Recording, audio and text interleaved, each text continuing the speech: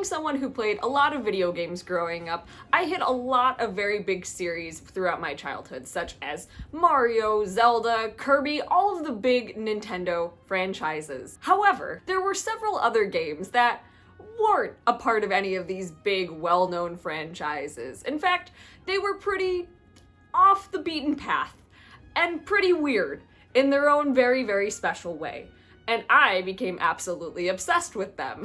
But not only that, I tried to make them everybody else's new favorite random game as well, so I had other people to talk to about these games. And those are the games we're talking about today. Weird childhood games that I was obsessed with. Hi everybody, my name's Alex, aka Qualitea, and welcome back to the channel. Now, I've been wanting to make a video about this topic for a really long time, because when I say I was obsessed with these games, I was obsessed, like obsessed. And obsessed to a point where nobody should have been with these games, but I really was. So I picked 4 games for this video to talk about, but there are way more, namely weird rhythm games, but I decided because I had so many of each that I was going to separate them into 2 different videos. So stay tuned for that in the future, because I really want to make that one as well. But without further ado, let's get into our very first odd game. So I talked about this game a little bit in my Wii collection video, and many people had been asking if I was going to do a slightly deeper dive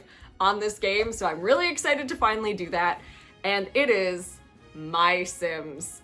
Yes, My Sims for the Nintendo Wii. Released in 2007, this game I thought was going to be my gateway into the Sims community. So growing up, my parents wouldn't let me have the Sims because they knew that you could make your Sims woohoo, and they just thought that was too inappropriate for me. So I only ever got to play The Sims 2 at friends' houses without my parents' knowledge. But when My Sims was announced, I thought, maybe this is pretty much the same thing. Maybe this very colorful, childlike looking world will convince my parents that The Sims aren't that bad, and that I can finally play those games on my own. That was not the case. However, this is not The Sims. So my obsession with this game started Christmas 2008. I'd gotten this game from my grandma, and there was a big buzz when I opened the package. Everybody was like, is that really The Sims or is it different? And I kind of just said, oh, well, it's just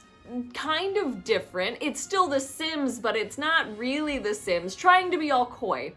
However, I didn't actually know what I was getting into either. So in this spin-off to The Sims, your main objective is to rebuild this poor, broken town by collecting these things called essences and using them to fulfill requests made by townsfolk. These requests could be anything from building them a whole house, a pizza restaurant, or even a chair that is just the color orange. Now, these essences can be collected all throughout the world, and as you continue to restore this town to its former glory, more places are unlocked with different types of essences. Now, these essences could be anything. They could be apples, and you'd get apple-themed furniture, or cherry blossoms with cherry blossom-themed furniture, or chess pieces, or the physical embodiment of joy. So you build houses, build furniture, and try to raise the star level of the town in order to unlock even more areas and essences to use. There's actually a lot of customization in this game, though it can be extremely frustrating working on the grid that you have, especially when making the houses. You can never really line anything up perfectly in the center, and even as a child, it deeply disturbed me. That being said, though, the actual character creator itself really in-depth. Same kind of deal with the essences and the builds that you can do for furniture. Like, there are so many different types of essences that you have so many different themes you can make. Or for the furniture, you only have to finish a certain portion of the actual furniture, and then you could do whatever you want with it. So long as you have the basic build for a bed, you can put spikes on it. Absolutely, make it a deathbed, that's fine. Whatever you want. So despite not being the Sims game I initially wanted, I loved this game. It was just what my little creative brain needed. I loved making architectural masterpieces, And yes, that is what I'm going to call them. And just honestly wandering around the world and doing all these little repetitive tasks. It kind of felt like Animal Crossing in that regard, like picking the essences feels like picking fruits, taking requests from townsfolk, all of that kind of stuff. Also, the townsfolk in this game, they're all absolutely wacky as hell. You have a lot of very interesting characters, from your super bubbly little flower girl, to a vampire, to a pizza chef, to a really mean librarian. There's a lot of characters in this game. And I remember as a kid, I'd try to find ways to set up specific characters with one another. Like I remember setting up the goth girl with like the vampire because I thought their vibes matched and all of that. I had a lot of different mind fanfictions going on while playing this game. And you'll notice that's about to be a trend with a lot of these games as well. From its weird characters to its kind of bland world to its absolutely unbearable loading times, even for the Wii, this game absolutely still captured my heart. And I had to convince every other person in my life that this game was the best game ever. Why? I don't know. Validation that I was finally a part of the Sims community even though I wasn't. So I didn't feel so crazy for destroying and replanting trees over and over and over again to get one specific type of essence that ended up being a chess piece just so I could design this odd chess house for this character who doesn't really have any personality and then just repeat doing that over and over and over again? Maybe. I don't know. I couldn't say either which way. But what I can say is I loved my Sims, as weird as it is. Now, next we have a game that I actually think is genuinely really good and very underrated for the Nintendo DS, Pets, Wild Animals, Dolphins. So if you had watched any of my haul videos or my DS collection video, I just recently reacquired this game. I think I gave it away to a cousin or something like that, but I loved this game. So don't let the Z at the end of the name confuse you, because this game is honestly kind of a bop, especially in comparison to other installments in the Pet series. Having been a big fan of Nintendogs, I wanted to get my hands on any kind of pet simulator I could. But of course, seeing this game amidst my big marine biology phase, I knew I had to have it. I love dolphins, I mean, what the heck. But the big catch is, unlike other pet simulator games, this game has a plot. And characters. No longer are you just a nameless, soulless pet owner who all you do is occasionally pet your animal and give them food. No, you get to choose between two very distinct characters with extremely cartoonish personalities. So your two characters, Mila and Greg, are shipped off to spend the summer with their uncle to help him take care of his marine animal park. As you get better at taking care of the animals, you can expand the park and begin to care for even more marine life. So despite this game being called Dolphins, you actually get to take care of a lot of different types of marine life, like sharks, turtles, a bunch. Like, it's kind of crazy. Sometimes this game feels more like a Zoo Tycoon kind of game than a pets game, which is pretty nice. So the reason this one was a weird one for me is because of how obsessed I was with it. I put down Phantom Hourglass to play this game. It was finally a marine life game that wasn't just about training animals, or it wasn't a SeaWorld based game. It had its own characters, its own plot, and there was a lot to it. You were taking care of the animals, you were training them in some scenarios, but you also had like conflict going on throughout the plot too, which was just really unique for a game like this. This was definitely another game that I created ample fan fictions for, whether in my brain or written down. I don't have any of the ones that were written down, but I know I did. Some of them would involve the characters coming back as they got older and taking care of the park, hot love interests that would also be really good at their job, and animal trainers and loved animals. And also ones where the main characters were secretly mermaids. But yeah, there was a lot that went into this one in my brain. I really like this game, and as an adult, I'd really like to do a replay of this. If you're looking for just a fun marine animal game, Pets, Wild Animals, Dolphin is pretty good. Next is the only game that is not a Nintendo game. In fact, I played this on the PC, and it is Tetris Elements from 2004. Yeah, a Tetris game. Yup, yeah, I was really obsessed with this. So this was one of the many PC games that was at my grandparents' house that I would play whenever I would go over there growing up. Tetris was mine and my grandma's thing. Like, we played a lot of Tetris. From the NES version, to when she got an iPad, I think I downloaded her Tetris on that, to Tetris Elements, which is probably the one we played the most. Now, Tetris itself isn't weird. It's just a classic puzzle game. But Tetris Elements was weird, and it became even weirder because I made it weird. For starters, apparently it's a sequel. I didn't know you could have sequels in Tetris, but no, this was a sequel to Tetris World, which was also a PC game, I'm pretty sure. So like any kind of different special edition of Tetris, they all have a gimmick, and the gimmick here is dependent on the element that you're playing on. There's a slight modification to the gameplay. For example, on the Tempest map, you're constantly switching between two boards every time the thunder strikes. In the Earthquake map, every time an earthquake happens, it jumbles up all of your pieces on the board, so you have to change your strategy on the fly. And plenty more. Honestly, these were pretty genuinely fun game modes for Tetris. As a self-proclaimed Tetris connoisseur, I thought it was really interesting how I would have to change my strategy for each map. Even as a kid, I was thinking about those kinds of things, like, okay, well, if I'm switching between boards, I have to be paying attention to both. Or in one of the other maps, you're basically playing asteroids while you're playing Tetris, so like, how does that affect the map? It was actually really cool. Not only that, but the theming for each element was also really on point as well. Every map had different music, different color schemes, and more. So ultimately, it looks like your normal Tetris game. So why on earth was it weird? As I said, it's because I made it weird by writing fan fictions about Tetris.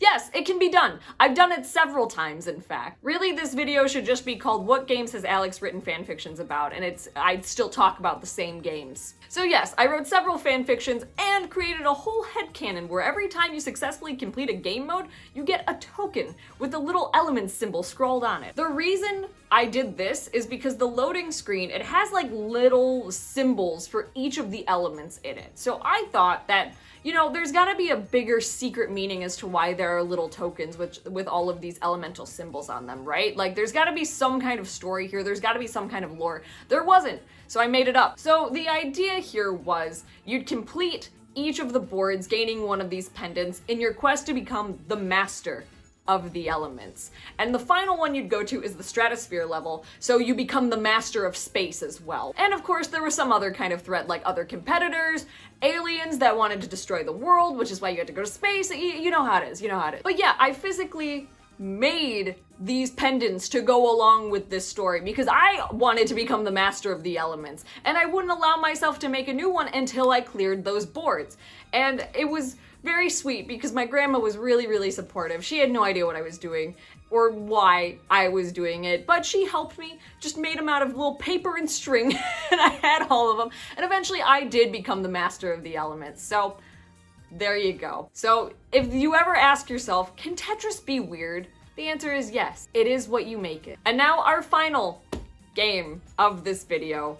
And it's a game that I think, honestly, I might even do a whole video on. Very possibly. Maybe someday. Or stream it. Or do something. I love this game. I love it. And I hate it for the disappointment it brought me for all those years.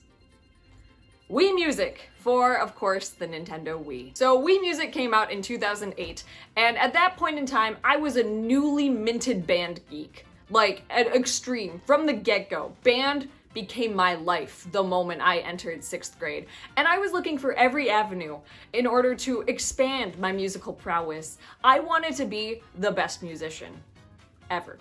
And I thought that a game like Wii Music was going to give me that extra training at home that I needed. That wasn't just practicing, but just further widening my musical expertise. I was wrong. We were all wrong about this game. So the quote-unquote premise of this game is you're basically just going through all of these different instruments and playing all these songs. There's no plot, there's no premise like I expected there to be. I don't know why I expected there to be a premise, especially because I had seen the E3 presentation about this game that was just reeking of awkwardness. But I think at the time I knew I too was awkward. So rather than just thinking it was a little weird, I felt seen instead. Finally, a game for me, the band kid.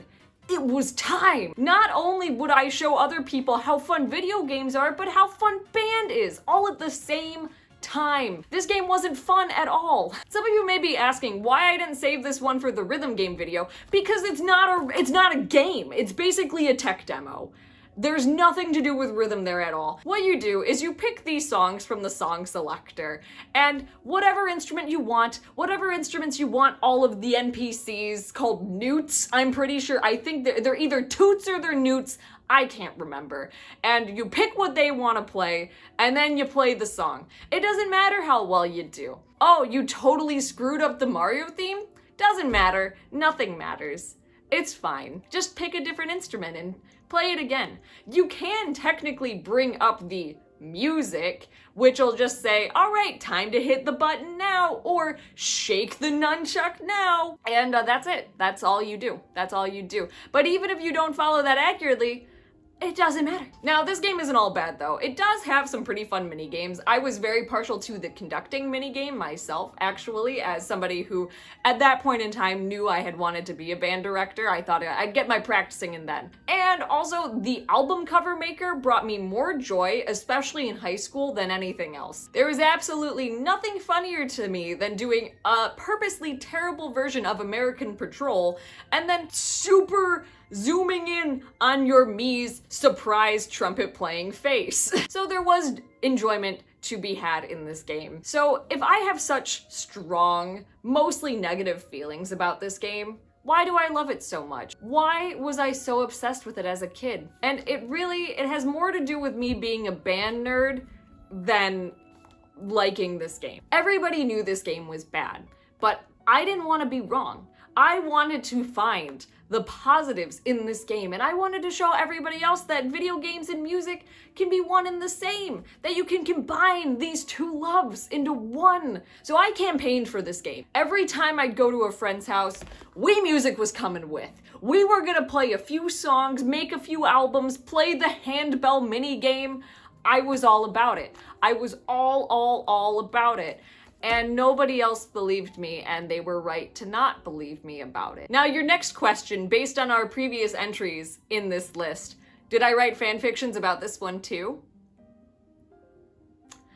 I'll let you decide. But yeah, even to this day, I still have a weird attachment with Wii Music. I wish it was good. I wish it was good, but honestly, sometimes it is kind of just fun to go back to. Look at all of the random songs that are in its library. You have songs in this from The Legend of Zelda, the Jackson 5, and traditional American folk songs. It's all over the place. Whatever they could get that was in public domain, they put in this game. But at some point in time, I would really love to stream this. I actually really want to speedrun this game because it can be done. It can be done. So maybe someday stay tuned for that as well. Anyways, those were 4 very odd games from my childhood that I really, truly loved and was obsessed with for a really, really long time. Even into like my teenage years, I'd still really held out hope for Wii Music for a really long time, actually. And the worst thing is that's not all. I have plenty other odd games that I really, really, really loved, and maybe someday I'll share more of them. If you liked this video, please let me know in the comments. I'd really appreciate it. It was a very, very fun one to just go through memory lane, talk about some of these games and all of that. And also tell me a weird game that you were obsessed with, even if it's not objectively weird, just something that you would never have expected to be obsessed with growing up, but was very, very, very into. I'd love to know. These kinds of stories are my absolute favorites. And of course, if you're not already subscribed, but you liked what you saw here today, then maybe consider subscribing. I'd really appreciate it. At this point in time, we're almost really close to 4,000 subscribers, which would be super crazy. So I really appreciate it. But anyways, everybody, that's gonna do it for this video. I will see you in the next one. Goodbye!